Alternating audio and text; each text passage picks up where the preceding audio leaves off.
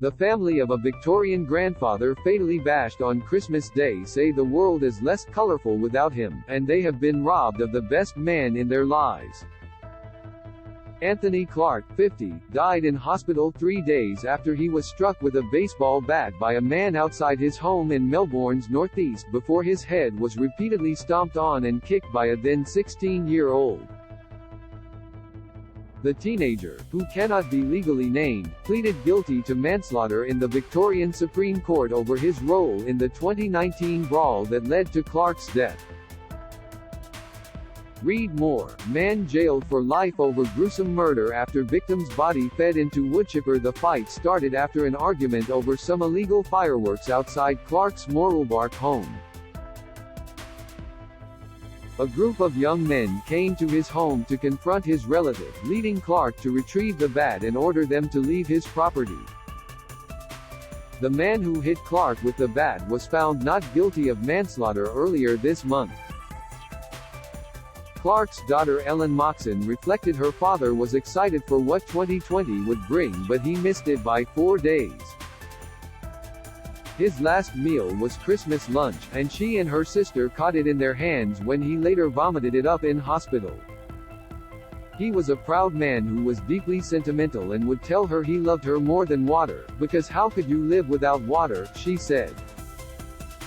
I had to kiss my father on the right side of his unrecognizable face as I whispered goodbye for the last time, Moxon told the court on Friday.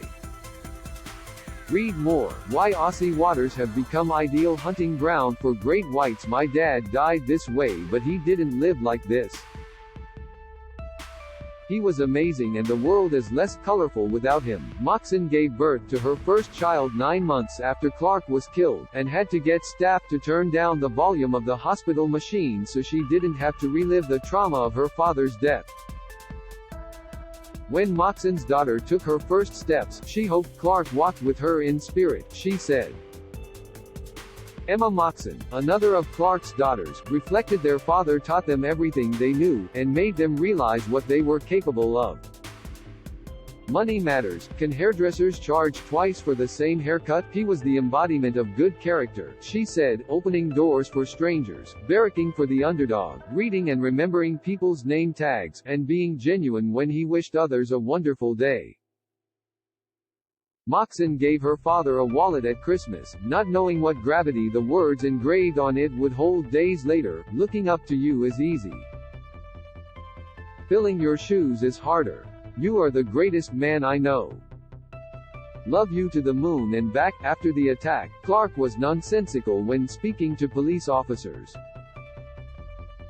A paramedic asked him if he knew who his daughter Emma Moxon was. He said, "No, but she's beautiful," Moxon told the court. The teenager who kicked Clark in the head sent a video on Snapchat days after the assault of a single Nike triple white shoe stained with blood. It was captioned "Rip my triple whites," the court was told. He also commented in a message that someone he knew doesn't find it funny that I killed someone. Judge Jane Dixon said while the message couldn't carry much weight out of context, it showed the stupidity of a 16-year-old child after a very serious act. Emma Moxon hoped the teenager, if he ever had children, would understand what he took away from her father and family. I don't hate him, but I never will forgive him for killing my dad, Moxon said. Justice Dixon ordered the teenager be assessed on his suitability for youth justice detention over adult jail.